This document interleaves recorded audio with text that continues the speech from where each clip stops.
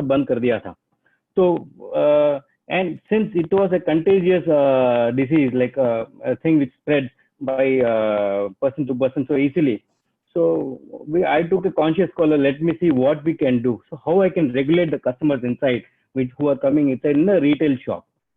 So how do we do it and make it so simple that it is followed easily and it is complied with? Now, if you make it too complicated, then it doesn't serve the purpose because the message is not passed on so easily. Then, are you able to hear me? Yeah, absolutely, Dinesh. Carry on. Yeah. So previously I thought probably what I will do is to regulate the customers, I will reduce the number of baskets. So the question came, now what if the same customer wants to buy more? Then he has to take one more basket inside. So as the baskets start accumulating in the billing counter, then I could see the more number of baskets, the number of baskets which I wanted to be in the entrance surpassed because we could not regulate the customers taking more baskets when they got inside. So what I had to do is I had to tag my basket. So you have this tagging thing we call uh, cable tie, right? Cable tie which we use in the airports to lock the luggages, right? When you do the screening. So what I did is I made it sure. Now supposing if I have in my outlet five counters, billing counters, so I made sure that not more than 10 people, 10 customers come inside my shop, however the shop might be, however big the shop might be. Okay. So I cable tied the 10 baskets and told those baskets which have this cable only has to go in the front. If the customers want to take any extra basket, they have to come in and ask for a basket to get it. पर जो बाहर जाएगा with the cable tie, that basket only will go out. So I didn't have to think too much कि बराबर regulate हो रहा है कि नहीं हो रहा है, because instruction है यही है कि with the cable tie any basket is there that goes out. So that functional part of it. So anything which we do right now, it has to be easy to follow. If you make it more complicated, because ये इतना नया है ये सब चीज, for them it will become very very difficult to follow. And as you say, बाकी जो है, now if you see there are so many messages being passed on WhatsApp कि जो hand sanitizers के जो machines आ रहे हैं, with the foot you just press and you get this hand sanitizers and everything. That's fine. You बाहर तो रख दिया परवाह नहीं, but how do you know that everyone who's coming inside वो press करके hand sanitize करके आ रहा है कि नहीं आ रहा है? So and once you're not sure, I think you should not take a chance. अगर एक आदमी बंदा लगा दिया, so what happens is the continuous आप baskets जो clean करते हो, and you also able to monitor whether these customers who are coming inside are getting sanitized or not. So that one part of it happens. And जो मेरे retail, I mean whatever I'm speaking is generally basically in terms of a retail perspective. Okay, अगर आप अंदर आते हो, so previously in our retail, the filling part of it and the grading part of it, whatever used to be done in front of in the retail front itself, no, we took it entire to the back end. I said like number of people who are working in the organization should not be there in the retail front. Let there be more customers. Probably अगर अपने customers restrict कर दिया है, तो उनको और थोड़ा freedom मिलना चाहिए, freedom of space for them to do their buying properly. So उधर से भी regulate किया है. And जैसे अभी क्या होता था कि there was a time like I think everyone must be knowing Coimbatore market. It has become world famous. And ये जो कोयम्बटूर मार्केट में है, ओके, तो आई टोल्ड देम लाइक जब ये लॉकडाउन किया उसके 35 डेज पहले मैंने एक इन्फॉर्म कर दिया था, आईजी लेवल तक बोल दिया, sir next super spreader Coimbatore से होगा, you do something about it. But they never bother to listen. तो क्या हो गया कि what I did was like previously my 80% of the purchase were direct and only I was 20% reliant with the Coimbatore market. Okay, so myself being dependent on this market was very less. And after this lockdown, it has made me more non-dependent on this market. 100% probably I've touched everything which is direct. और जो नहीं मिल रहा है परवाह नहीं, चलता है. No, overall if you see, in terms of regulating the number of people working in the organization, अभी जैसे कि working hours कम कर दिया है. Now, how do you manage these people? You cannot employ everyone. Dinesh, I think there are a few who are yet struggling to hear you while I'm able to hear you very clearly. But what we'll do is maybe it's something to do with the connection, I guess, because kabhi kabhi tootta hai. I'll suggest No, just your voice is also breaking. Yeah.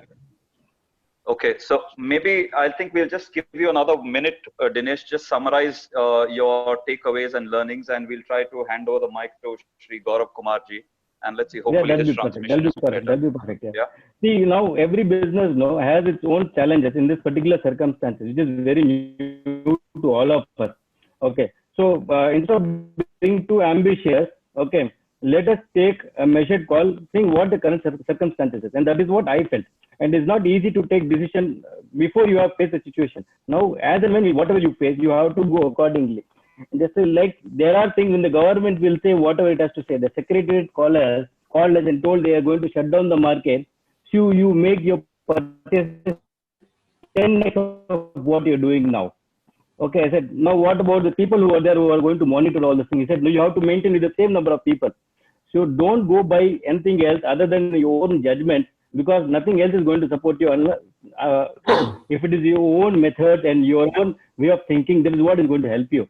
So take decisions as per the situation which is there right now. Don't पहले ही सोच के मत जाओ, because it is not going to help you at all. So this is my take, whatever I have learned from this.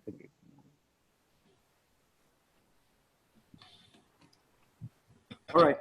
Thank you so much, Dinesh Bhaiya. It was good. You know, we get to know, because I think you're one of the first ones to be running the thing during the lockdown. So everybody was interested in knowing how it happened. And I think it's a good input from you.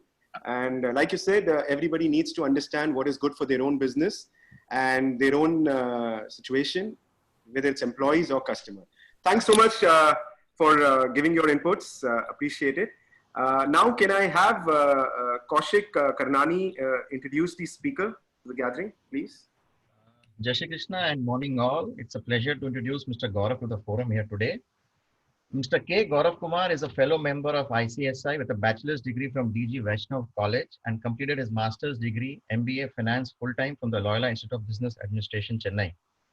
He has worked with Deloitte and in the consulting division and gained vast experience in connection with offshore setups. He has 10 years of post-qualification experience in the secretarial and litigation field. He is also a lawyer by qualification. He is also an active literary contributor to various forums such as the Institute of Company Secretaries of India, Tax Guru, Taxman, and CASC publications, with a total of 120 publications till date. He is also an active speaker at various forums. Till date, Mr. Gaurav Kumar has given some 129 presentations on various topics at various places. Mr. K. Gaurav Kumar also represents at various forums and tribunals such as NCLT Pan India, NCLAT, NCDRC, FEMA Chennai and Mumbai, IRDA, RERA, IPR, MSME, and others. Few of his notable reported cases have been Trivitron, Bilroth, Dugar, etc. Welcome, Mr. Gaurav. Over to you, Navneet. Thank you. Hi. Thanks, Mr. Gaurav. The floor is open. First of all, I'd like to thank the organizing team, that is the president, Mr. Jawarji, Mundra ji, and Navneet Bhaiya ji, Anuj Bihani ji, Komal Dhiran ji, Kaushik Karnani ji, and all of those members who have taken out time today to come and assemble in this online meeting of this very important topic of MSME. And technically, I'm happy to come over here again. One of my earlier presentations was during the time when I had given on NCLT, IBC, and other recovery-related prospects. And this is my second time which I have been invited. Hope I have done well on account of the last presentation. Anyways, so on and so forth. With reference to the current presentation which I had been called upon, I would address everyone in Hindi, because last time around when I addressed, there was a request to me that I address everyone in Hindi. So this time around, I'll make sure that I address everyone in Hindi so that everyone is lucid about what I'm going to talk about. So starting with the presentation flow, मैं presentation flow का शुरुआत करने जा रहा हूँ. ये total process ये है. Sir, मुझे screen share करना था. I wanted the screen sharing option. Is it enabled? Yes, you have the rights to screen share. Yeah.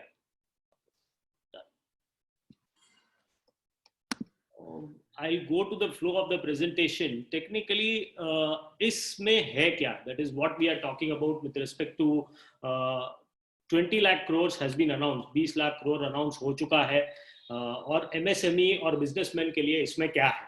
जब हम अपन ये इस चीज का एनालिसिस करेंगे तो बहुत कुछ इसमें देखा जाएगा कि अगर गवर्नमेंट की पॉलिसीज के अनुसार जो बिजनेसेस है, MSME है, सबको कवर करने की एक तरीके से कोशिश की है।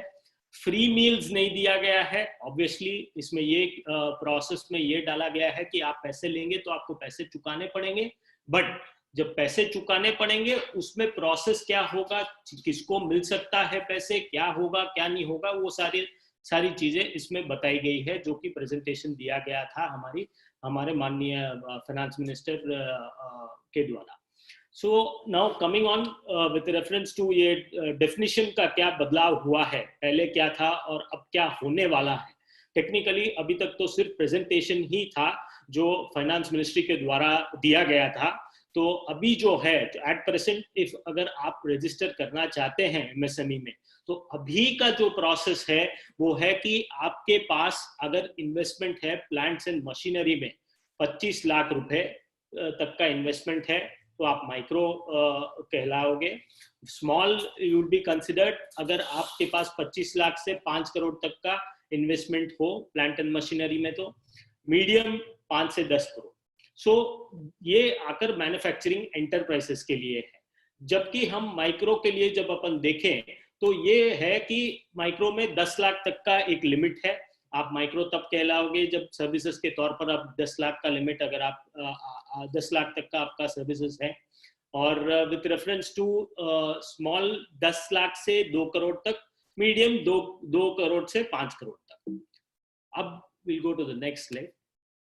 अब क्या इसमें चेंजेस किए गए हैं जिससे सबको सहूलियत मिलेगी और इसमें क्या डेफिनेशन में प्रावधान किया गया है। जो अभी का क्राइटेरिया है वो 2 क्राइटेरिया को मिला के इसको दिखाया गया है। दैट इज अगर आप मैन्युफैक्चरिंग है या सर्विसेज है, you can be anything. That is if you are manufacturing और you are into a service sector, that does not matter. आप कुछ भी हो सकते हैं, बट आपका इन्वेस्टमेंट अगर 1 करोड़ के नीचे रहा और टर्नओवर, एंड इसमें लिखा हुआ एंड, इसका मतलब और वाला, और हिंदी में बोल रहा हूँ, और in the sense is not in English. Investment is 1 crore और टर्नओवर 5 करोड़ तक का हो तो आप माइक्रो कहलाओगे। स्मॉल एंटरप्राइजेस वो होगी जिसका इन्वेस्टमेंट 10 करोड़ के नीचे हो और टर्नओवर करीबन 50 करोड़ के पास से नीचे हो। मीडियम उसे हम कहेंगे जिसका इन्वेस्टमेंट करीबन 20 करोड़ से नीचे हो और टर्नओवर करीबन 100 करोड़ से नीचे हो। ये सारा प्रोसेस 5 टाइम्स प्रोसेस के हिसाब से दिया गया है। अगर आपका इन्वेस्टमेंट 1 करोड़ है तो आपका टर्नओवर को 5 करोड़ तक रखा गया है, 10 करोड़ है तो टर्नओवर को 50 करोड़ तक रखा गया है। So it's a 5 time process. The minimum investment into 5 times is what it has been calculated and brought about, इसमें बताया गया है। नेक्स्ट। नाउ अब सबको ये डाउट आता है कि इसमें रजिस्ट्रेशन किस किस को अवेलेबल है। एक्चुअल में देखा जाए तो नोटिफिकेशन 2015 में आया गया है कि उद्योग आधार एक नाम की एक चीज है जो हर MSME को लेनी पड़ेगी if you wish to be classified as an MSME। तो उसमें ऐसा है कि अगर आपको MSME में रजिस्टर करना है तो आपको यदि मैन्युफैक्चरिंग होना पड़ेगा या तो एक एंटिटी को सर्विस देनी पड़ेगी। ट्रेडिंग इसमें अलाउड नहीं है, ट्रेडिंग अलाउड नहीं है। और ये प्रोसेस ऐसा है कि थोड़ा कॉम्प्लिकेटेड है। इसमें कोड्स दिए गए हैं, उस कोड्स में ऐसा बताया है कि आपको डिफरेंट प्रोसेस में विभाजित किया गया है। देयर आर NIC कोड्स दिए गए हैं, एक एक का बिजनेस किस में फिट होता है उस कोड में देखने के बाद एक ही एंटिटी के कई सारे बिजनेसेस भी हो सकते हैं। वो सर्विस में भी हो सकती है, वो मैन्युफैक्चरिंग में भी हो सकती है, कई तरह की चीजों में हो सकती है। तो उसमें वो कोड को सही तरीके से उसको सेलेक्ट करने के बाद में एंटिटी में जो लाइव पर्सन है, जिसे हम बोलते हैं जो जिंदा आदमी है, उनका आधार नंबर लिया जाएगा और उसके बाद में उसका रजिस्ट्रेशन प्रोसेस होता है। सबके मोबाइल में एक वेरिफिकेशन कोड दिया जाता है। वो वेरिफिकेशन कोड को जनरेट करने के बाद में, एंटर करने के बाद में फाइनली दी उद्योग आधार कम्स इनटू एग्जिस्टेंस। अब अपन इसमें नेक्स्ट क्वेश्चन में जाते हैं कि भाई MSME रजिस्ट्रेशन तक तो ठीक है, बट किस किस को ये एमएसएमई रजिस्ट्रेशन अगर आपके पास नहीं भी हो तो क्या होगा, क्या आप इनएलिजिबल हो जाओगे, क्या होगा उसमें? अब ऐसा है कि एमएसएमई रजिस्ट्रेशन होना या ना होना कोई ज्यादा महत्व रखता नहीं है, बट ये मैं कैसे बोल रहा हूं, ये मैं इस प्रकार से बोल रहा हूं कि देयर इज ए जजमेंट, एक जजमेंट है रामकी इंफ्रास्ट्रक्चर नाम का, जो दिल्ली हाईकोर्ट ने प्रोनाउंस किया है। उसमें एक कंपनी के अगेंस्ट में केस ये ही फाइल हुआ था कि उनके पास रजिस्ट्रेशन नहीं है एमएसएमई का, तो क्या उन्हें प्रोसेस ऑफ समाधान स्कीम से वंचित किया जाएगा? बट ये डिसीजन आया कि registration is not one of the foremost important thing, but it is one of the important process, सबसे ज्यादा महत्वपूर्ण नहीं है, बट हाँ जरूरी है कि आप रजिस्टर कर ले। तो the process with respect to this is, अगर आप लोन भी लेने जाएंगे तो बैंक्स खुद भी आपको बोलेंगे कि अगर आप रजिस्ट्रेशन लेके आएंगे, if you get the registration done, we'll be able to take the process through. आप उसके बाद में ही आपके डॉक्यूमेंटेशन प्रोसेसेस वो आगे चलेगा। तो ये प्रोसेस है विद रेफरेंस टू रजिस्ट्रेशन कि आपका एनआईसी कोड देखा जाएगा, उसमें आप किस में फॉल होते हैं, कौन से सेगमेंट में फॉल होते हैं, क्या है आपका प्रोसेस, और फिर आपको रजिस्टर किया जाएगा। नेक्स्ट एक्सक्लूजन देखा जाए, जो मैंने पहले भी आपको बता दिया है कि ट्रेडिंग तो इंक्लूड होने वाला नहीं है इसमें। जब ट्रेडिंग इंक्लूड नहीं होता है तो क्या क्या चीजें और इंक्लूड नहीं होती है। As per the 10th January 2017 circular of 85, उसमें ये कहा गया है कि forest logging, fish and aquaculture, wholesale, retail, trade and repair of motorcycle and motor vehicles को एक्सक्लूड किया गया है, और होलसेल ट्रेड को विद रिस्पेक्ट टू एक्सेप्शन दिया गया है मोटर व्हीकल्स और मोटरसाइकिल्स के लिए। वैसे ही सारी ये गतिविधियां with respect to household के प्रोसेस में, अनडिफरेंशिएटेड गुड्स एंड सर्विसेज में एक्सक्लूजन दिया गया है कि उन्हें रजिस्टर नहीं किया जा सकता है।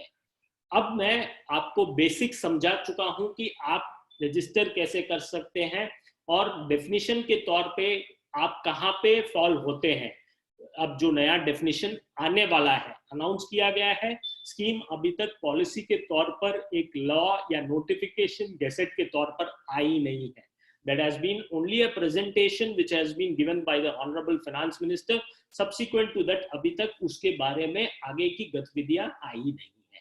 अब अपन इसमें स्टिमुलस पैकेज के ऊपर जाते हैं, जो कि अभी आया हुआ है towards the by the government। ये प्रोसेस और ये पैकेज क्या है, ये बहुत ही इंपॉर्टेंट है कि हमें जान लेने के लिए कि 3 लाख करोड़ रुपए, 3 लाख करोड़ रुपए अब ये स्टिमुलस पैकेज के द्वारा दिया जाएगा। वो किसे दिया जाएगा? वो उन्हें दिया जाएगा जो लोग ऑलरेडी बिजनेस कर रहे हैं या एमएसएमई है।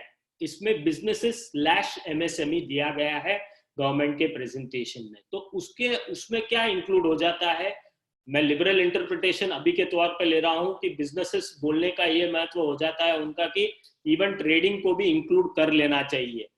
As far as it is concern with respect to MSME को तो मिलेगा ही मिलेगा, बट पॉलिसीज आउट नहीं है 3 लाख करोड़ के प्रति। उनके प्रेजेंटेशन में ये दिया हुआ है बिजनेसेस/एमएसएमई। तो बिजनेसेस के तौर पे तो हर कोई कवर हो जाता है। एमएसएमई के तौर पे जब अपन देखते हैं तो उसकी एक रेस्पेक्टिव क्राइटेरियाज है जो हमने पहले डिस्कस कर लिए हैं कि डेफिनेशन के अनुसार किस किस को कवर किया जाएगा। अब जब 3 लाख करोड़ हम बोल रहे हैं कि इसमें चीजें हैं कि 3 लाख करोड़ दिया जाएगा, तो वो किन्हें दिया जाएगा? 3 लाख करोड़ रुपए उन एमएसएमई को दिया जाएगा जो कि हैं अच्छे बिजनेसेस, जो डिफॉल्ट नहीं किए हैं, जिनका पर्याप्त तरीके से सारे रिटर्न सब कुछ फाइल हो चुका है। जस्ट बिकॉज ये पैंडेमिक आया है उसके वजह से उनके शटर्स डाउन हो गए हैं, उनका दुकान और धंधा नहीं खुल रहा है, उनके रॉ मटेरियल सप्लायर्स को पेमेंट नहीं जा रहे हैं। वैसे उनका लोन सही है, जो बैंकों ने दिया है वो सही टाइम पे उसका कर्तव्य का निर्वाह कर रहे हैं, कोई प्रॉब्लम नहीं है with respect to paying their loan amounts as well as interest amount. So ये 3 लाख करोड़ रुपए उन MSMEs और बिजनेसेस को दिया जाएगा जो कि स्टैंडर्ड अच्छे असेट्स वाली MSMEs हैं, जिनका कोई डिफॉल्ट नहीं है, जो क्लीन है, जो सब तरीके से उनका कंप्लायंसेस भी है, उनको 3 लाख करोड़ रुपए का ये बेनिफिट मिलेगा। अच्छा, जब हम 3 लाख करोड़ की बात करते हैं तो अब ये प्रोसेस में क्या चीज है, क्या आपको कोई कोलैटरल देनी पड़ेगी? नहीं, अभी के तौर पर जो लिस्ट किया गया है, कोई कोलैटरल देने की कोई जरूरत नहीं है। आपकी एग्जिस्टिंग जो भी बोरोइंग है, जो कि 29/2/2020 के तहत आपका जो आउटस्टैंडिंग है, जो कि उन बोरोरर्स के लिए है जिनका आउटस्टैंडिंग 25 करोड़ से नीचे और 100 करोड़ के नीचे हो टर्नओवर, वो लोग ही एलिजिबल है। अगर मान लीजिए 25 करोड़ का आपका 20 करोड़ का आपका आउटस्टैंडिंग है, तो आपको 20% ज्यादा, जो कि 4 करोड़ रुपए आपको इमीडिएटली एक इमरजेंसी क्रेडिट लाइन के द्वारा दी जाएगी। दैट इज, आपको एक सेपरेट अकाउंट दे दिया जाएगा, उसके द्वारा जब आपको जरूरत हो, ऐसा नहीं कि हर एक को इमीडिएटली बोलते ही प्रधानमंत्री ने और निर्मला सीतारामन जी ने अनाउंस किया है तो हर कोई बोलेगा कि मुझे पैसे दे दीजिए करके। ऐसा नहीं है, जिसको जरूरत है ये इमरजेंसी क्रेडिट लाइन के द्वारा ये पैसा दिया जाएगा। अगर आपको जरूरत नहीं है तो आप पहले से इन्फॉर्म कर सकते हैं, आपको जरूरत है तो you can put in a request with reference to this also. अगर आप देखेंगे कि इसमें जब आपको कोलैटरल देना नहीं है तो इसमें क्या आपके लिए प्रोसेस में सबसे एक अलग चीज जो बोली गई है, ये बोली गई है कि आपको 1 साल तक टिल 1 ईयर प्रिंसिपल देने की कोई जरूरत नहीं है। आपको इंटरेस्ट देने की जरूरत होगी, वो भी इंटरेस्ट को ये लोग कैप कर देंगे टू एन एक्सटेंट। इंटरेस्ट को कैप करना किसे बोलते हैं? अगर फ्लोटिंग इंटरेस्ट होता है तो उसको कैप कर दिया जाएगा, और अगर इंटरेस्ट अभी के तौर पे भी ज्यादा है तो उसे कम करके जितना हो सके सरकार इसमें आपके पॉकेट में पैसे डाले जैसे एक कार्य कर रही है। और ये जितने भी पैसे जो दिए जाएंगे, ये टोटल इसकी क्रेडिट गारंटी जो ले रही है वो सरकार ले रही है। मान लीजिए कल आप इस पे डिफॉल्ट कर जाते हैं तो ये इस गारंटी में सरकार कवर करेगी इन बैंकों को। तो ये टोटल स्कीम जो है ये लाइव है 2020 31 अक्टूबर तक, और ये कोई भी बिजनेस के लिए जो मैं अभी के तौर पे इंटरप्रेट कर रहा हूं, जो कि अभी तक पॉलिसी बाहर नहीं आई है, जो आया है प्रेजेंटेशन के तौर पे आया है, उसमें बिजनेसेस / MSME दिया गया है। तो हर एक आदमी को इसमें कवर मिल सकता है जिसका लोन अच्छा है और जिसने डिफॉल्ट नहीं किया है बैंक के साथ। इसमें सरकार ये देखती है कि करीबन 45 लाख यूनिट कवर हो सकते हैं जो इसमें आने को रेडी होंगे। नेक्स्ट, अब सबसे महत्वपूर्ण बात, जो अच्छा है वो तो ठीक है, जो ऑलरेडी बुरा हो चुका है, जो ऑलरेडी जिसके NPA चल रहे हैं, जिसके स्ट्रेस एसेट है, और जो उद्योग जो काम नहीं कर पा रहे हैं, प्लस उन्होंने 3 महीना अपना डिफॉल्ट ऑलरेडी करके रखा है जिसके वजह से वो NPA हो चुके हैं, उनके लिए क्या है? उनके लिए सरकार ने ये बोला है कि हम आपको 20,000 करोड़ तक का एक पैसा देंगे, और ये पैसा एक सबऑर्डिनेट डेट के तौर पे दिया जाएगा। आपको ये मैं बता दूं कि स्ट्रेस्ड MSME के लिए पैसे देना आज की तारीख में बहुत जरूरी है, क्योंकि सारे बिजनेसेस बंद होने के कगार के कारण ये एक प्रोसेस उन सभी लोगों को बहुत ही एक संजीवनी के तरह ये सामने आया है, क्योंकि इसमें करीबन 20,000 करोड़ में 4,000 करोड़ तो खुद सरकार आकर इसके ऊपर गारंटी ले रही है कि कोई अगर डिफॉल्ट कर भी देवे तो सरकार इस चीज में अपना कंट्रीब्यूशन दे देगी, कवर दे देगी। अगर आप देखेंगे तो ये पैसा किस हिसाब से लोगों को दिया जाएगा, सबसे बड़ी बात, वेरी वेरी इंपॉर्टेंट थिंग, ये पैसा उन लोगों को दिया जाएगा जो कि कंपनी चलाते हैं, कंसर्न्स चलाते हैं, वो प्रमोटर्स डायरेक्टर्स के अकाउंट में दिया जाएगा पर्सनली एज लोन। जब डायरेक्टर प्रमोटर के अकाउंट में ये पैसा दिया जाएगा, उनके बुक्स में तो वो लोन के तरह खड़ा होगा, बट ये पैसा फिर डायरेक्टर प्रमोटर को जाके अपनी कंपनियों में लगाना पड़ेगा, जो कि वो आपकी कंपनी की इक्विटी बढ़ा देगा। फिर इसके बाद ऐसा होता है कि आपका डेट इक्विटी रेशियो इंप्रूव हो जाता है, सिंस आपका इक्विटी बढ़ जाएगा और डेट जितना भी हो वो तो स्टैग्नेंट रहेगा। सो देयर बाय इसमें जो प्रोसेस है, ये लोन का जो फॉर्मेट जो सरकार ने ये सोचा है कि किसी भी आदमी, दैट इज कंपनी चलाने वाले, कंसर्न चलाने वाले, उन सभी को पर्सनली ये पैसा दिया जाएगा। और ये पैसा देते वक्त स्वाभाविक है कि इस समय भी सरकार ये देख सकती है बैंकों के द्वारा कि आपकी क्रेडिट रेटिंग अच्छी है कि नहीं, या ऑब्वियसली एमएसएमई में अभी जब स्ट्रेस बढ़ चुका है, एनपीए हो चुका है, तो आपकी क्रेडिट रेटिंग अच्छी नहीं होगी। डेफिनेटली इस प्रोसेस में ये ज्यादा मायने रखता है कि ये पैसे आपके हाथ में दिए जाएंगे, जो कि आपको वापस अपनी कंसर्न में लगाना पड़ेगा। सो देयर बाय सरकार ये चाहती है कि आपका इक्विटी बेस बढ़े और डेट कम हो, ताकि कल के दिन जब ये चक्का चलने लग जाए तो आप उसे वापस रीपे करने में, ये इक्विटी बन जाती है, सबऑर्डिनेट डेट बन जाती है। इसका भी अलग से एक डेफिनेशन, एक प्रोसेस है। सबऑर्डिनेट डेट वो डेट होता है जो लास्ट में पे किया जाता है। पहले मैं सारे मेरे क्रेडिटर्स को पे कर दूंगा, जितने लोग हैं सबको पे कर दूंगा, और फिर ही इक्विटी को पे किया जाता है, सबऑर्डिनेट डेट को पे किया जाता है। सो अगर सरकार ने आपको बैंकों के द्वारा अगर पैसा दिया है और वो आप इक्विटी में जब लगाते हैं, तो वो इक्विटी में पैसा लगाया हुआ पैसा वो लास्ट में पेमेंट दिया जाएगा सरकार को, अगर आप डिफॉल्ट कर जाते हैं तब। The liability to pay to the government will arise at the last stage when the closure of the concern is there. So thereby government ये करीबन इतना बड़ा रिस्क उठा रही है इस प्रोसेस में कि सारे स्ट्रेस्ड एमएसएमईओ को ये पैसा दिया जाए। इसमें 4,000 करोड़ का तो गवर्नमेंट खुद पे ले रही है, सेंट्रल गवर्नमेंट खुद पे ये मादा ले रही है कि वो कवर प्रोवाइड करेंगी। बाकी 16,000 का जो कवर है वो बैंकों को खुद के तौर पर उसे फाइनेंस करना पड़ेगा। Next, equity infusion, fund of fund 50,000 crore. ये एक और एक प्रोसेस है जिसमें आप ये देखेंगे कि इक्विटी में बहुत एक छोटे एक व्यापारी को, एमएसएमई वाले व्यापारी को पैसा कहां से लेके आए, ये एक प्रॉब्लम हो जाता है।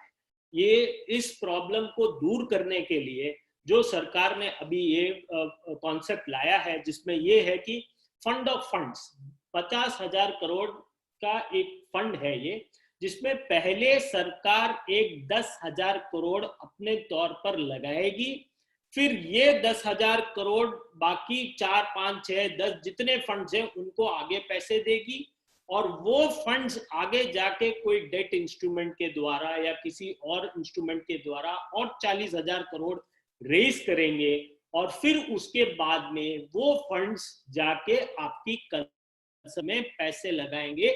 जब आप उन्हें अपना प्लान जाके दिखाओगे, अपने कंपनी का प्रोसेस दिखाओगे, तो वो आपके डायरेक्ट, सरकार आपके डायरेक्ट बैंक फंडों के द्वारा आपकी इक्विटी चैनल पार्टनर बनेगी इसमें, जो कि ये बहुत बड़ी बात है, क्योंकि इंडिया में ऐसा होता नहीं है कि एक नॉर्मल प्राइवेट इंडिविजुअल के लिए भी सरकार पैसा इन्वेस्ट करने को तैयार है इक्विटी में।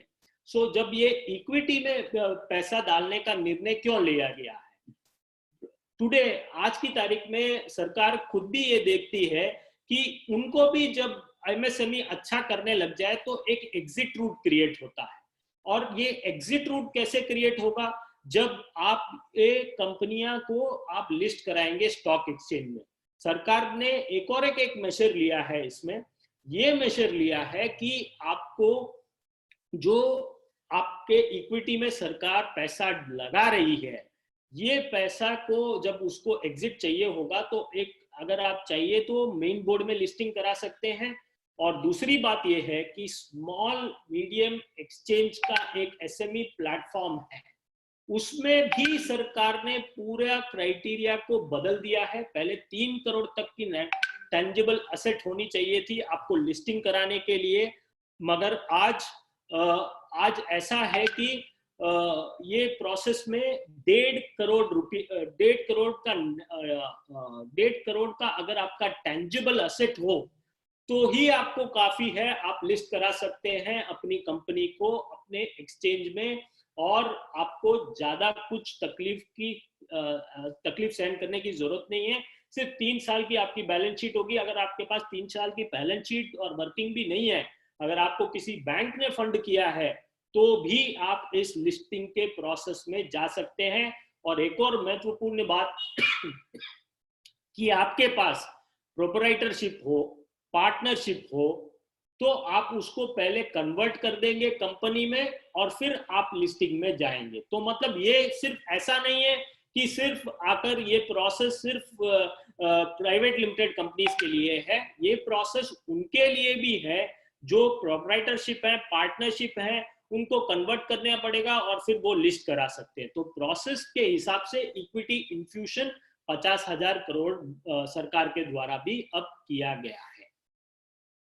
नेक्स्ट प्रोसेस जो अपन इसमें लेके जाएंगे, इसमें ये है कि सबसे बड़ी बात है कि आपने माल सप्लाई कर दिया, आपने अपनी सर्विसेज दे दी।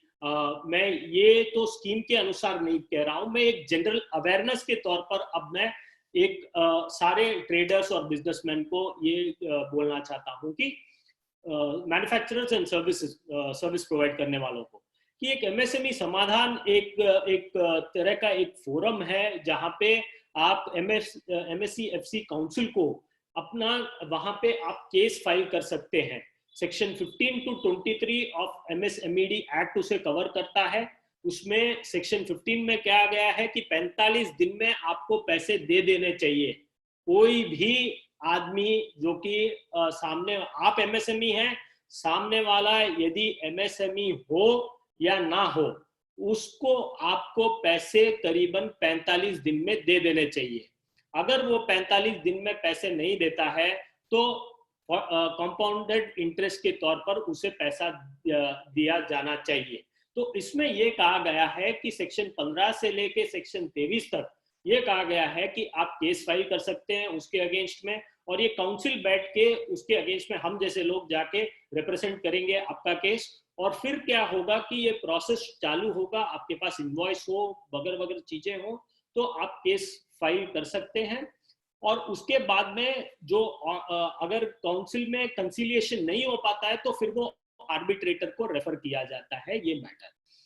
और इसमें भी सबसे अच्छी बात यह है कि अगर आप केस जीत जाते हैं तो सामने वाला जो कि दूसरा आदमी है, सामने वाला आदमी है जिसने पैसे नहीं दिए आपको, अगर उसको अपील पे जाना है तो उसको 75% पहले बांधना पड़ेगा डिपॉजिट, और फिर ही वो अपील में जा सकता है। और दूसरी बड़ी बात यह है कि सेक्शन 23 में ये कहा गया है कि हर एक वो कंपनी जो एमएसएमई से सर्विसेज लेती है उसकी बैलेंस शीट में उसके आउटस्टैंडिंग दिखाना और आरओसी के पास फाइल करना जरूरी है। कोई लिस्टेड कंपनी के पास आपने सर्विसेज ली है या दी है तो आप ये देखेंगे कि वो इंटरेस्ट भी कैलकुलेट करके उसकी बैलेंस शीट में लिखेंगे, क्योंकि ये मैंडेटरी है कि वो ड्यू जो हो चुका है 45 दिन के अबव उसका भी वो इंटरेस्ट प्रोवाइड करें उनकी बैलेंस शीट में। अब इस स्कीम में वापस आते हैं। ये स्कीम में और क्या कहा गया है? इस स्कीम में ये भी कहा गया है कि ग्लोबल टेंडर्स जो कि बाहरी कंपनियों के लिए अलाउ किया जाता था पहले, अब 200 करोड़ तक में बाहरी कंपनियां, that is the foreign companies, are not allowed to participate in this. अब ऐसा कर दिया गया है कि इंडिया की कंपनियां और other companies of India, MSME या दूसरी कोई भी कंपनियां इंडिया में पार्टिसिपेट कर सकती है towards this particular process. There is no competition from the foreign companies. Foreign companies के प्रति कोई कंपटीशन नहीं है। तो इसका क्या महत्व है? ग्लोबल टेंडर्स कई सारे होते हैं जिसमें पार्टिसिपेट करना होता है, रेलवे के द्वारा होता है, 32 महारत्न हैं अपने पूरे इंडिया में, तो उनके कई सारे टेंडर्स आते हैं। तो जब तक 200 करोड़ तक का टेंडर होएगा वो अपनी एमएसएमई और इंडियन कंपनी ही भाग ले सकती हैं, फॉरेन कंपनियां भाग नहीं ले सकती हैं। तो ये एक नया एक प्रोसेस आया है जिससे आप भी आगे जाके compete कर सकते हैं इस सेगमेंट में। अब नेक्स्ट प्रोसेस जो इसमें बाकी अपने कॉन्ट्रैक्टर्स और बाकी अपने बिजनेसमैन के लिए क्या प्रोवाइड किया गया है, एक्सटेंशन दिया गया है 6 महीने के लिए। अगर आप कोई भी कॉन्ट्रैक्ट अगर गवर्नमेंट के साथ चला रहे थे तो उसमें कंस्ट्रक्शन कॉन्ट्रैक्ट हो, गुड्स हो, सर्विसेज कॉन्ट्रैक्ट हो, ये सारे कॉन्ट्रैक्ट्स पब्लिक प्राइवेट पार्टनरशिप में जो चल रहे थे या गवर्नमेंट के द्वारा आपको वो टेंडर दिया गया था, तो उसमें 6 महीने की आगे की एक्सटेंशन दी गई है। और जितना काम आपने कर लिया है, खत्म कर लिया है, उसकी बैंक गारंटी आपकी रिलीज हो जाएगी। ये एक नेक्स्ट एक स्टेप उठाया गया है जो रिलीफ देगा कॉन्ट्रैक्टर्स के लिए। उसके अलावा जो स्कीम में बाकी प्रोसेस में जो एक अदर डायरेक्ट टैक्स मेजर जो लाए गए हैं, उसमें ये है कि आपके रिटर्न की फाइलिंग डेट्स, रिटर्न की जो फाइलिंग डेट्स हैं, जो कि टैक्स ऑडिट हो तो उसको 30 अक्टूबर तक एक्सटेंड किया गया है, 31 अक्टूबर तक। और जो रेगुलर रिटर्न है उन सब के लिए 30 नवंबर 2020 तक को उसको एक्सटेंड किया गया है। और जो रिफंड्स हैं, जितने भी रिफंड्स हैं, 5,80,000 तक को उन्हें रिफंड्स जो बचे हुए थे कंपनी के अलावा, all the what you call, सारे HUFs हो, कोई इंडिविजुअल्स हो, ट्रस्ट हो, सोसाइटी हो, उन सब का रिफंड इमीडिएटली प्रोसेस करके वो रिफंड सबको देने का निर्णय लिया गया है विद रेफरेंस टू जिसका रिफंड 5 लाख के नीचे। नेक्स्ट, अब ये है कि जैसे मैंने कहा कि अगर आपने गवर्नमेंट को सप्लाई किया है, कोई माल सप्लाई किया है या कुछ सप्लाई किया है, तो गवर्नमेंट भी खुद आकर अपने पैसे जल्दी रिलीज जिसने नहीं किए हों, तो उसका अभी ये डायरेक्शन आया है कि 45 दिन के अंदर अंदर जितने भी ड्यूज हों गवर्नमेंट के द्वारा, ये सारे ड्यूज अभी रिलीज किए जाएं इमीडिएटली। और एक ई मार्केट लिंकेज फैसिलिटी क्रिएट किया जाए, जो कि अब तो फिजिकली एक फेयर्स और एग्जीबिशन होना थोड़ा मुश्किल है एमएसएमई के लिए। तो इसके वजह से एक नया एक ई मार्केट लिंकेज फैसिलिटी होगी जिसमें फिनटेक कंपनीज को इन्वॉल्व किया जाएगा और पूरी तौर पर ये एक मार्केट बनेगा जिसमें लोग पार्टिसिपेट कर सकते हैं ऑनलाइन और अपना पूरा एग्जिबिट कर सकते हैं टोटल ट्रेड और प्रोसेसेस वो क्या करते हैं अपने बिजनेसेस में। अगर आप देखेंगे तो बिजनेसेस के लिए क्या किया गया है फॉर एम्प्लॉयर, एम्प्लॉई वगैरह वगैरह में, एक सबसे इम्पॉर्टेंट बात जो है जो बिजनेसेस के लिए किया गया है by the government is that कि 15,000 के नीचे जो काम वाले हैं और जो यूनिट्स रजिस्टर्ड हैं ईपीएफ में, जो यूनिट्स रजिस्टर्ड हैं पीपीएफ में, यूजुअली ऐसा होता है कि 20 से ऊपर होने पर आप रजिस्ट्रेशन कराते हैं। तो उस सेगमेंट में अगर आपके करीबन मान लीजिए 100 एम्प्लॉइज के नीचे हों और 90% जिनकी आय 15,000 रुपया से कम हो, उनके लिए गवर्नमेंट ने एक टोटल अप्रैल में जून का तो पैसा दिया ही है, इसमें कंट्रीब्यूशन अपने द्वारा जो कि 2,500 करोड़ गवर्नमेंट के द्वारा गए हैं, और आगे भी जून जुलाई अगस्त तक भी गवर्नमेंट ये पैसा देने वाली है towards the employers and employee contribution for those concerns which have got registered and have employees which are earning 15,000 or less and constituting 90% of the total workforce. तो उनके लिए ये कंट्रीब्यूशन गवर्नमेंट के द्वारा होगा। और वैसे देखा जाए जो इसमें नहीं फॉल करते उनको क्या बेनिफिट होता है, उनको ये बेनिफिट है कि गवर्नमेंट आपके हाथ में पैसा देना चाहती है, एम्प्लॉयर एम्प्लॉई के हाथ में पैसा देना चाहती है, इसके लिए उसे रिड्यूस करके 10% कर दिया गया है। मान लीजिए एक वर्कर की सैलरी अभी 20,000 रुपये है, तो उसमें पहले देने पड़ते थे 12% के तौर पर 2,400 रुपये, अब आपको 2,000 रुपये देने पड़ेगे, तो 400 रुपये आपके पॉकेट में उस हिसाब से बचत हो रही है। वैसे ही एम्प्लॉय को भी 12% देने पड़ते थे, उसको भी अब रिड्यूस करके 10% किया गया है। और रेरा प्रोजेक्ट्स, अब जितने कोई कंस्ट्रक्शन, रेरा रजिस्ट्रेशन, जितना कुछ इसमें प्रोसेस था कि भाई बिल्डरों की हालत बहुत तकलीफ में है, तो उसके कारण अब ऐसा किया गया है कि सारे कुछ जो रजिस्ट्रेशन, कंप्लीशन, जितना कुछ भी हो, उसको सारे प्रोजेक्ट्स को 25 मार्च तक शो मोटो एक एक्सटेंशन दिया गया है with reference to 6 months which has been given totally. With reference to taxpayers, well आप टीडीएस को देखेंगे तो वो एक 7,500 की बचत जो गवर्नमेंट दिखा रही है इस प्रोसेस में, तो क्या है इसमें, तो टीडीएस और टीसीएस, अब मान लीजिए ये सैलरीड एम्प्लॉयज के लिए एप्लीकेबल नहीं है। अगर आप कोई अपने एम्प्लॉयज को टीडीएस काट के पैसा देते हैं, जो कि 10% काटते हैं, उनके लिए ये स्कीम एप्लीकेबल नहीं है। अगर मान लीजिए मुझ जैसे प्रोफेशनल को आप पैसा देते हैं, तो आप 10% के बजाय आप 7.5% ही मेरा टीडीएस काटेंगे और वो जमा करेंगे मेरे पैन के अगेंस्ट। 25% उसमें कटौती की गई है ताकि मैक्सिमम पैसा लोगों के हाथ में जाए। So this is what in nutshell with respect to ये प्रोसेस है कि इसमें कई सारे बेनिफिट्स जो आएंगे, ये बेनिफिट्स जो आएंगे ये प्रोसेस के तौर पर, लोन के तौर पे भी आएंगे, और with respect to taxation measures भी हैं, और प्रोजेक्ट्स के तौर पे भी इन्हें एक स्कीम में इंक्लूड किया गया है। और बाकी बात जो रही कि मेजर्स में क्या है, स्टैट्यूटरी कंप्लायंसेस में क्या रिलैक्सेशन दी गई है, मैंने ऑलरेडी इनकम टैक्स के बारे में बता दिया है, और आगे का जीएसटी रिटर्न्स को भी एक्सटेंशन देने की बात कही गई है। 3 महीने तक डेबिट कार्ड होल्डरों को कोई चार्जेस नहीं लिया जाएगा अगर कोई वो पैसा विड्रॉ करते हैं तो। और विथ रिस्पेक्ट टू कंपनी अगर आप चलाते हैं तो कंपनी में बोर्ड मीटिंग्स का एक एक्सटेंशन दिया गया है कि मैंडेटरी 120 दिन आपको के अंदर अंदर एक बोर्ड मीटिंग करनी पड़ती है, तो उसमें 60 दिन का एक्सटेंशन एक दिया गया है। और एजीएम ईजीएम को भी उन्होंने ई वीडियो कॉन्फ्रेंस के तौर पर एक नया प्रोसेस लाया है जिसमें फिजिकल असेंबली ऑफ पीपल ना हो, तो ये एक प्रोसेस देखा गया है।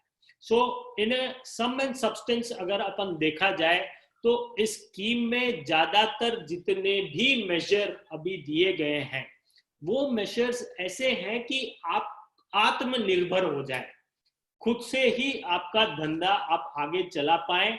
वो प्रोसेस को एक इवॉल्व किया गया है, लोगों के हाथ में पैसा देने का एक प्रोसेस ऐसा बनाया गया है कि हाँ हम आपको पैसे देंगे, बट वो पैसे आपको हमें वापस देने पड़ेंगे on subjected terms and conditions on a timeline which is being stipulated by the bank।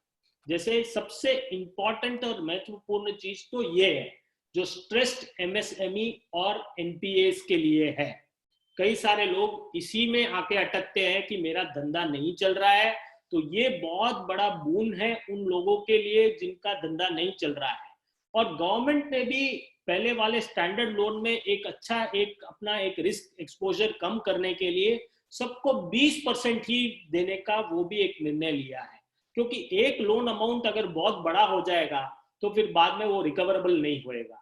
इसके लिए 25 करोड़ से नीचे और जिनका टर्नओवर 100 करोड़ तक का हो उनको ये एलिजिबिलिटी क्राइटेरिया है। तो 20 करोड़ मान लो 15 करोड़ आपका आउटस्टैंडिंग हो आज की तारीख में, तो आप 15 करोड़ के हिसाब से 20% 3 करोड़ रुपया आप ले सकते हैं इमरजेंसी लाइन क्रेडिट के द्वारा, और प्रिंसिपल आपको 1 साल बाद में देने की जरूरत है और 4 साल तक ये है। इसके अलावा भी बहुत सारे मेजर्स हैं।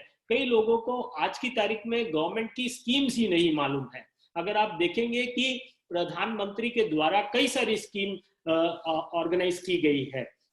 मुद्रा लोन्स एक और एक प्रोजेक्ट है जिसमें 10 लाख के नीचे वाले लोगों को शिशु किशोर, तरुण के तौर पर 3 डिफरेंट तरह के लोन दिए जाते हैं जिनके 10 लाख के नीचे वाली सेगमेंट में लोग अगर काम करते हैं तो। और with respect to women entrepreneur, एक स्टैंड अप इंडिया एक प्रोसेस है। अगर कोई वुमेन एंटरप्रेन्योर है जिसका 51% शेयर होल्डिंग है एक कंपनी में, तो उसको एक आसानी तरीके से लोन दिया जाता है और उसमें भी सिर्फ बेस रेट प्लस 3% के ब्याज पे पैसे दिए जाते हैं। कई सारी ऐसी स्कीमें हैं जो लोगों को पता नहीं है मार्केट में, जो आज की तारीख में गवर्नमेंट के द्वारा लॉन्च की गई है। सो इन्हें सम एंड सब्सटेंस अगर देखा जाएगा तो ये एक इकोनॉमिक पैकेज है, रिलीफ पैकेज नहीं है। रिलीफ पैकेज वो होता तो आपके पॉकेट में पैसे दे दिए जाते। ये एक इकोनॉमिक पैकेज है, इसमें आपको वापस रिवाइव करने के लिए एक प्रोसेसेस के तौर पर एक सिस्टम्स एस्टैब्लिश किए गए हैं। इसके द्वारा आप अपनी पूरी स्ट्रेंथ से वापस इकोनॉमी में पार्टिसिपेट कर सकें। So this is the sum and substance which is concerned to MSMEs and the businesses which are right now functioning in the market.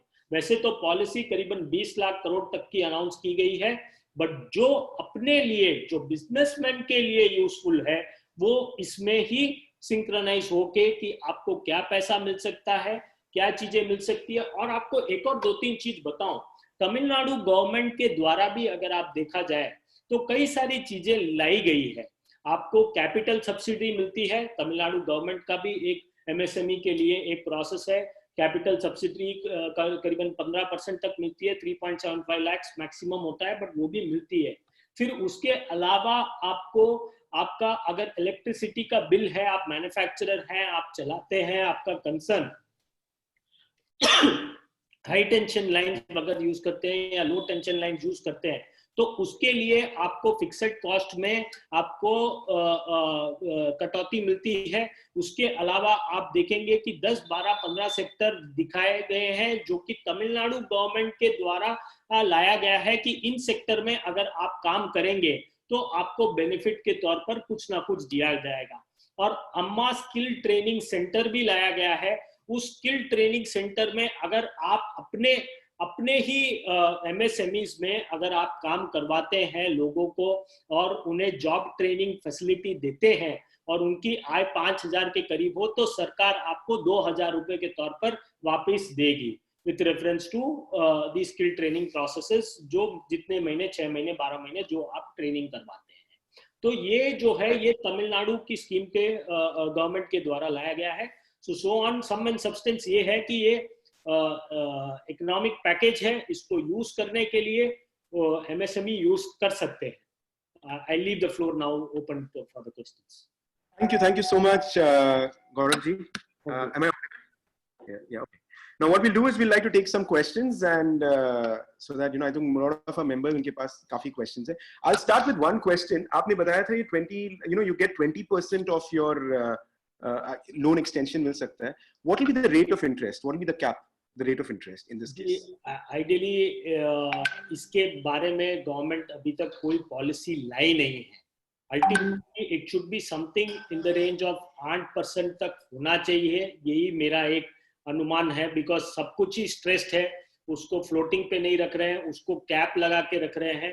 तो जहां तक कि देखा जाएगा कि इसको एक कैप 8 से 9% के अंदर होना चाहिए। आज की तारीख में भी 9% तक तो मिल ही जाएगा लोन अगर आप जाते हैं तो कम से कम दरों के 8% के नीचे ही ये पैसा ये परसेंटेज ऑफ लोन होना चाहिए, 8% के नीचे ही होना चाहिए। Is an assumption till the policy is not out.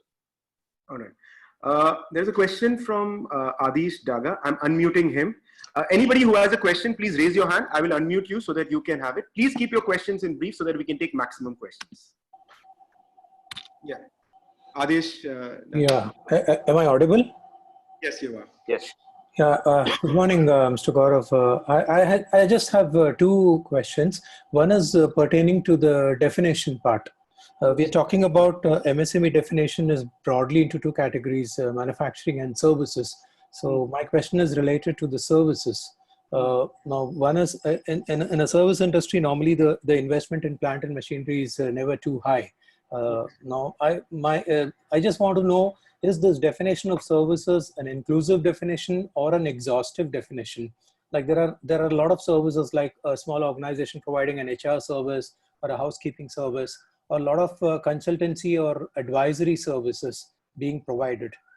Similarly, let's say there are traders. For example, many of our own members are like trading in things like granite or a marble. So apart from trading in those commodities, they also provide service. Like they sell the marble and also extend that service to their consumer by laying those marbles at their places. So he's not only strictly a trader, but he's also a service provider. Here the definition excludes traders, but since he also happens to be a service provider, will he be treated like a contractor? And by that route, will he be treated as an MSME? So these are all the issues related on the definition part. And the second one was towards... Sorry, I can't hear. No, please go ahead. Please go ahead. Please go. Yeah, and the second one is related to the various assistance being provided. So my base question is, since most of these assistants are going to be reaching the MSME sector through the banks, and we all know banks are still, not come out of their mindset of risk aversion. So the point is, for an existing stressed asset, since he's already into a problem and his bankers are very well aware of that problem, will this really change the mindset of the banker to go out of the way and provide that kind of an assistance to bail him out? Because many of the bankers normally get prejudiced based on the current standing of the business, and again the credit rating. I mean, if his rating was good enough, then he would not have been a stressed asset in the first place. And then second is, for a first timer MSME, if he wants to really get started seeking all this assistance, with the backdrop of this kind of a risk aversion, bankers are like, again, once bitten, twice shy. Will they be really keen to extend and have that kind of a risk appetite for a starter? These are my issues. Thanks. Like Menti wants to. One prospect is with respect to आपने जो मुझे पूछा है कि क्या जैसे एक marble trader और उसके साथ में एक बिजनेस है जो कि वो सर्विस भी प्रोवाइड करता है, क्या हम उसे रजिस्टर कर सकते हैं या नहीं कर सकते हैं, या किस में कर सकते हैं? तो आपको रजिस्ट्रेशन एक क्यूमुलेटिव एस्पेक्ट तौर पे सोच के लेना पड़ता है. इसमें आपको, आप सर्विसेज दे रहे हैं तो आपको सर्विसेज के तौर पे ही आपको रजिस्ट्रेशन लेना पड़ेगा, क्योंकि आप मार्बल ग्रेनाइट्स का ही ले लीजिए, या तो आप क्वारिंग कर रहे हैं, आपका क्वारिंग का प्लांट इधर हो तो आप उसको यहाँ पे रजिस्टर कर सकते हैं. नहीं, आप सर्विसेज दे रहे हैं तो आप सर्विसेज के तौर पर that is installation services etcetera अगर आप दे रहे हैं तो उसको आप रजिस्टर कर सकते हैं. So the process is with respect to that. Next, with respect to क्या माइंडसेट चेंज होगा बैंक का, ऐसा है कि सरकार ने ये क्लियर कट बैंक के लिए भी एक पॉलिसी जो लाते हैं उसमें एक इंक्लूसिव रोल प्ले करने का प्रोसेस होता है. इसमें हर एक बैंक को, जैसे आपने बोला कि स्ट्रेस्ड एसेट है, ऑलरेडी स्ट्रेस्ड है, तो उनका क्या, उनका माइंडसेट बदलेगा नहीं बदलेगा? ये माइंडसेट बदलने के लिए ही ये 20,000 करोड़ का जो स्कीम है, ये माइंडसेट बदलने के लिए ही है. और इसमें भी आप देखेंगे कि उठाते ही पैसे नहीं दे देंगे बैंक्स, लिमिट में थोड़े थोड़े तरीके पर आपको जितना चाहिए उस हिसाब से वो देंगे. और इसमें ऐसा कहा गया है कि 4,000 करोड़ तो सरकार खुद ही अपने सर पे लेने को तैयार है as a means of a guarantee. तो ये जो स्ट्रेस्ड एमएसएमई है उनके लिए जो क्रेडिट रेटिंग है, जो प्रोसेस है, ऑलरेडी एनपीए, ये तो ना केवल स्ट्रेस्ड है, एनपीए भी हैं ये लोग, तो उनके लिए तो ये प्रोसेस इसी के लिए लाया गया है. This has been brought about only for them, for those kinds of people who are NPS. And the mindset with respect to it is that obviously now also if you see there is एक योजना है जहाँ पे women's को loan देना पड़ता है. हर branch को 2 लोन्स एटलीस्ट करने पड़ते हैं. वैसे ही एक सेट टारगेट्स गवर्नमेंट देती है इन बैंकों को भी कि भाई आपको ऐसे आरबीआई, गवर्नमेंट बोल तो RBI in this case, that you have to sanction these many, even in for say for example MSME एक प्रायोरिटी सेक्टर के तौर पर भी एक लेंडिंग होता है. तो इसमें जब अपन देखा जाए तो एक टोटल बैलेंस शीट में भी अगर बैंक की एक बैलेंस शीट हो तो 1% उसका MSME को देना चाहिए करके एक रूल रेगुलेशन ऑलरेडी है। तो इसमें जब अपन देखेंगे तो ये उनको भी ये काम करना ही है, ऐसा नहीं है कि वो they can obfuscate from this responsibility. They have to get it done. So this is my answer towards your both the questions. All right, thank you so much. If with the permission of everybody, if we can extend it by another 10 minutes, because I see there are a couple of questions in hand. I hope everybody is okay. Extension of another 10 minutes in the whole thing. Okay, next question is from Kamal Falor. I'm unmuting him.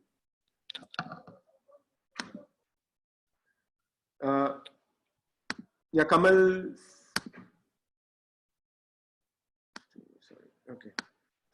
I think there's some issue. Mr. Nand Kishore. Hello. Yeah, go ahead. Yeah. My question is, you had mentioned that people having already bank loans and for them the facility is provided by the government is giving their extension. What happens if people require the funds now at this particular point of time and they've not used, don't have any outstandings or credit limits with the bank?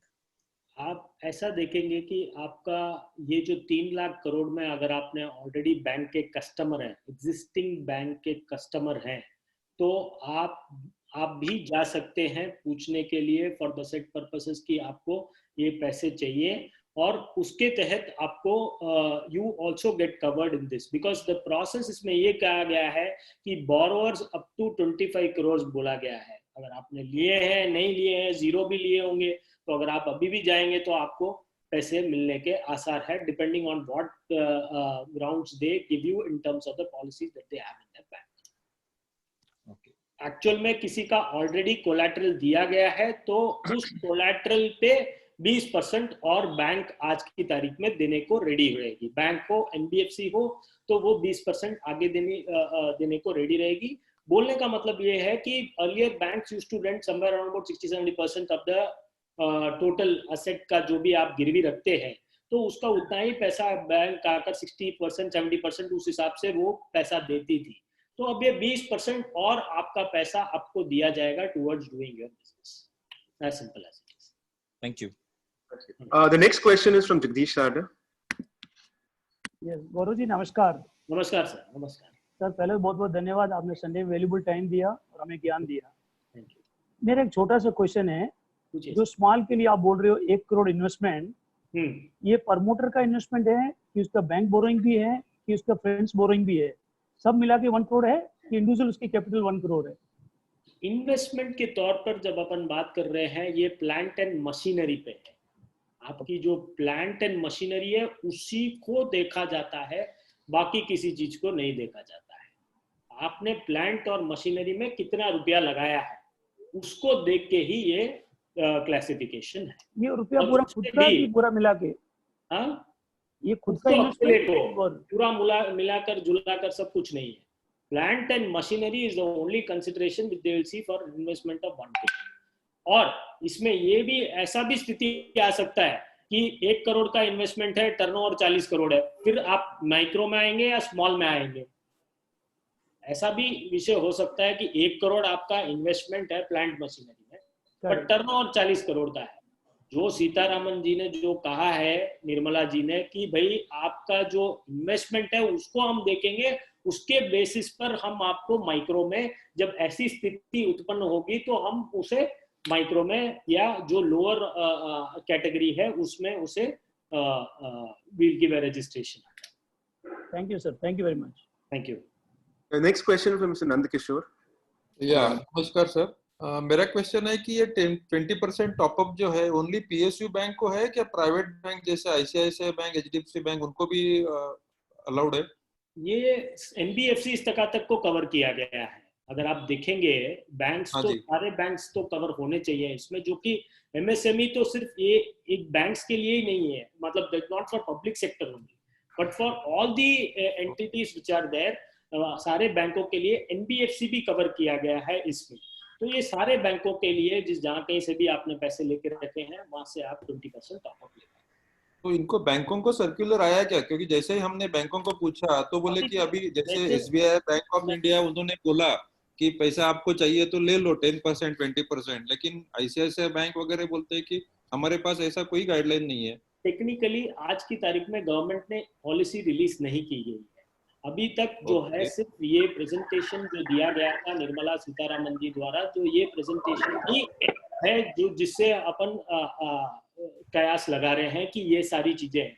जब सारे bank cover, NBFC तक cover हो रहे हैं, तो bank भी इसमें cover होंगे ही होंगे, मेक भी प्राइवेट, क्योंकि सेक्टर वाइज लेंडिंग तो हर एक को करनी पड़ती है और उसमें एमएसएमई तो आते ही आते हैं, तो it will get covered for sure. But the only thing is that they private bank को वेट करेंगे कि भाई सर्कुलर आ जाए, सब कुछ आ जाए, फिर वो लेंड करें उनका पैसा। Right right, okay sir, thank you.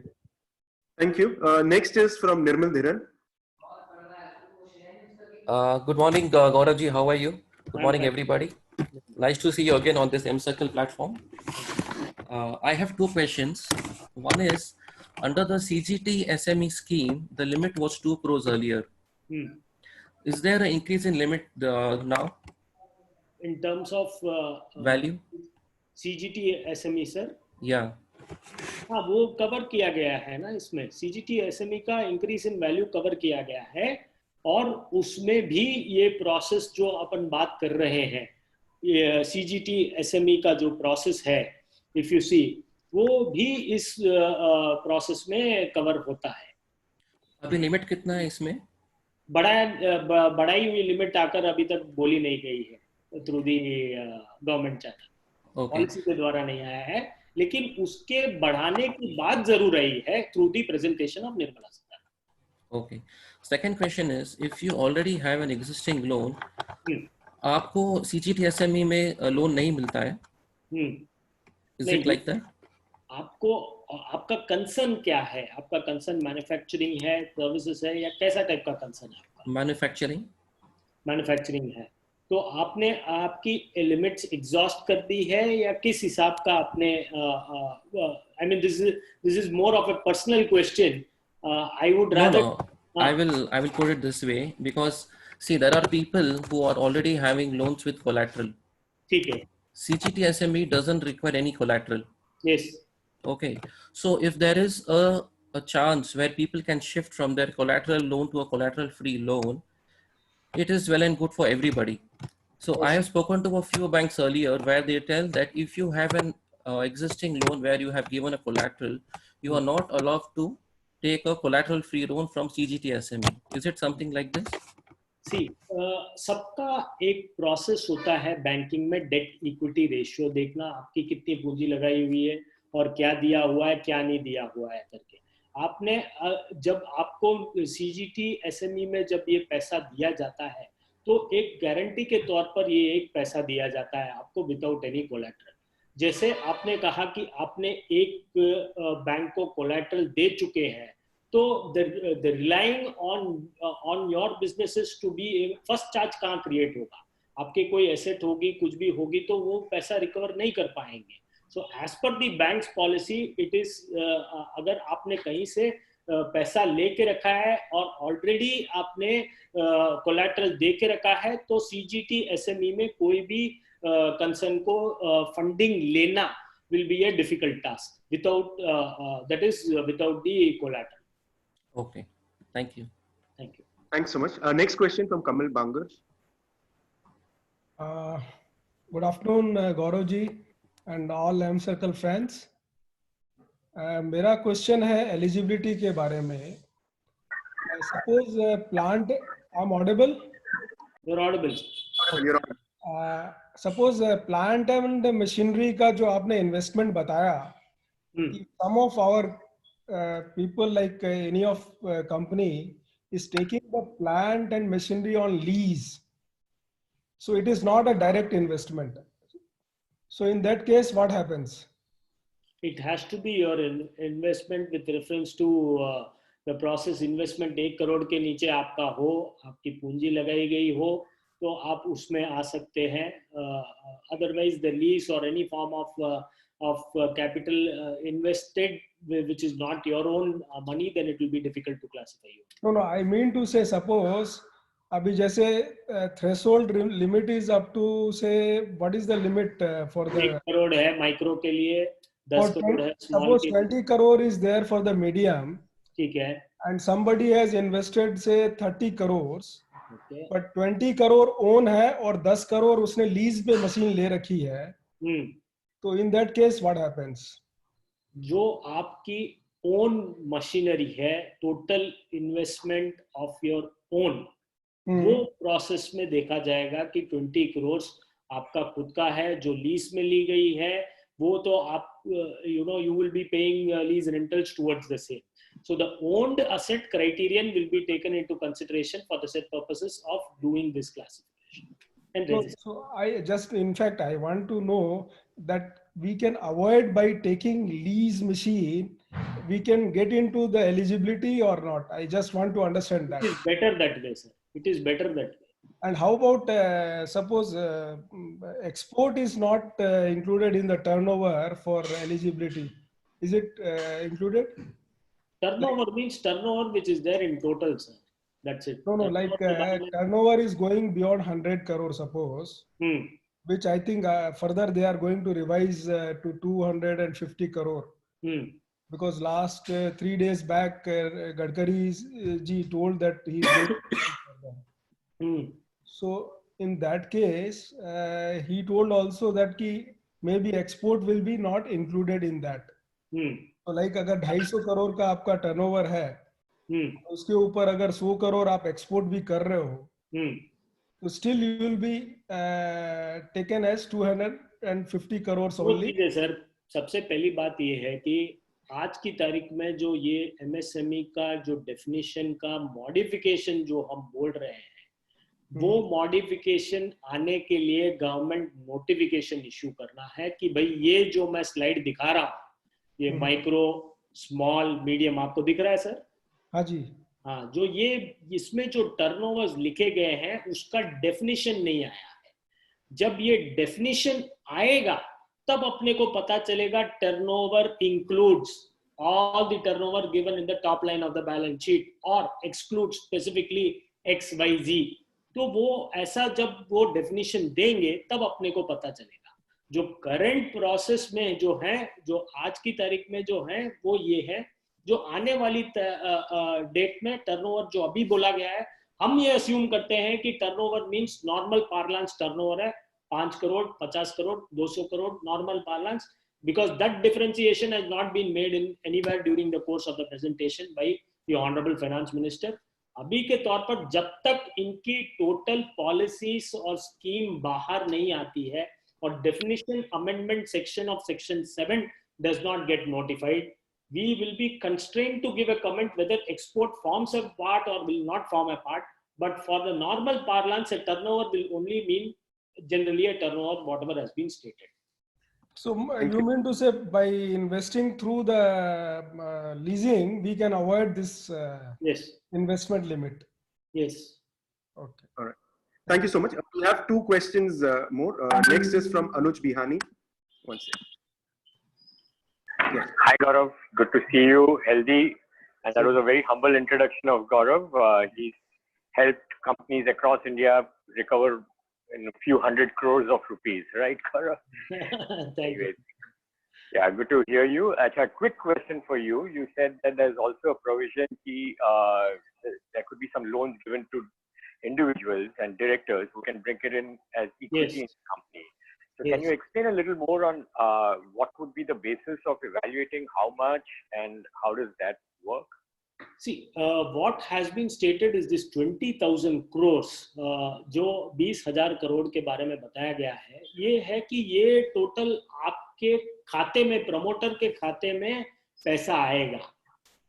That is, आपको लोन दिया जाएगा, आपकी बैलेंस शीट देखी जाएगी, आपकी पर्सनल असेट्स लायबिलिटीज देखने के बाद, क्रेडिट रेटिंग एवेल्युएट करने के बाद में आपको पैसा, मान लीजिए आपके 10 लोन ऑलरेडी है, पर्सनल फाइल में ही है, तो फिर उसके बाद में ये क्राइटेरिया थोड़ा सा प्रॉब्लम में आ जाता है। But as far as it goes, ये पैसा गवर्नमेंट आकर आपके खुद के खाते में डालना चाहती है ताकि आप अपनी कंपनियों के खाते में इक्विटी के तौर पर इन्फ्यूज कर सके, ना कि डेट के तौर पर। इक्विटी के तौर पर इन्फ्यूज होगा तो आपकी इक्विटी बढ़ जाएगी और उसके हिसाब से आपका डेट इक्विटी रेशियो भी इंप्रूव होगा और आगे के लिए भी आपकी बैलेंस शीट का एक टाइप ऑफ विंडो ड्रेसिंग भी हो जाएगा कि पैसा तो आया है और पैसा इस इक्विटी के रूप से आया है। ये ऑटोमेटिक नहीं है। पहले की स्लाइड में जो मैंने बताया था 3 लाख करोड़, उसमें ऑटोमेटिक प्रोसेस बताया गया है कि भाई आप ऑलरेडी लोन ले चुके हैं तो आपको 20% मिलेगा वगैरह वगैरह बोला गया था। उसमें ज्यादा पेपर वर्क का जिक्र नहीं किया गया है।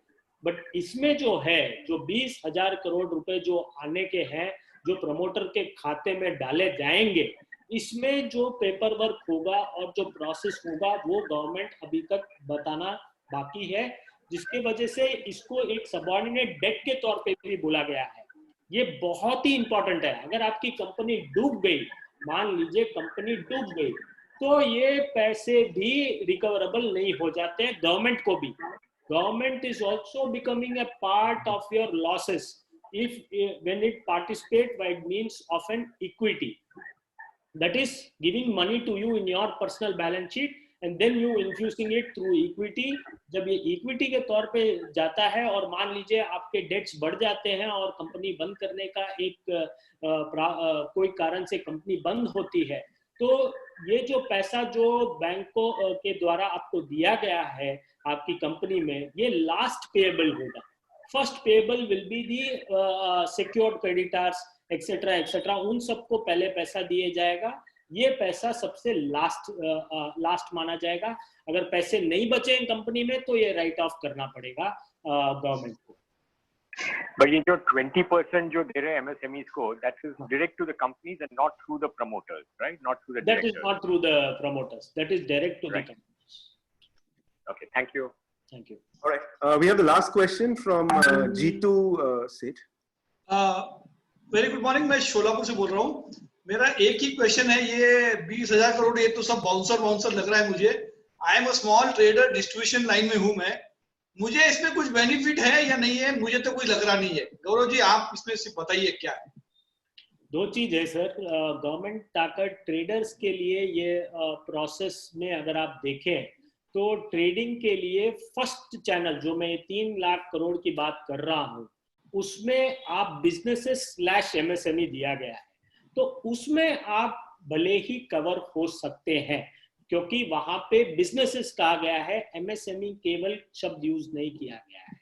तो आपने कोई लोन लेके रखा हो बैंक में ऑलरेडी और कोई आपकी कोई एसेट वहां पे प्लेज्ड है, तो आपको 20% इमरजेंसी क्रेडिट लाइन के द्वारा दिया जाएगा। जब आपको जरूरत पड़ेगी तब आप वो पैसा अलग खाते में डाल के उसको यूज करने के लिए ये दिया गया है।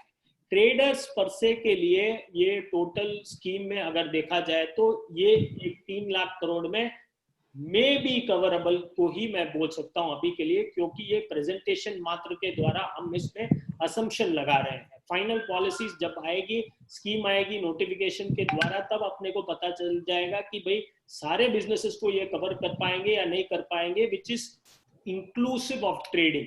बट एट प्रेजेंट स्टेज उनके प्रेजेंटेशन के द्वारा ये माना जाएगा कि भाई even trading with reference to 3 lakh crore में इंक्लूड होना चाहिए। Okay, perfect, thank you.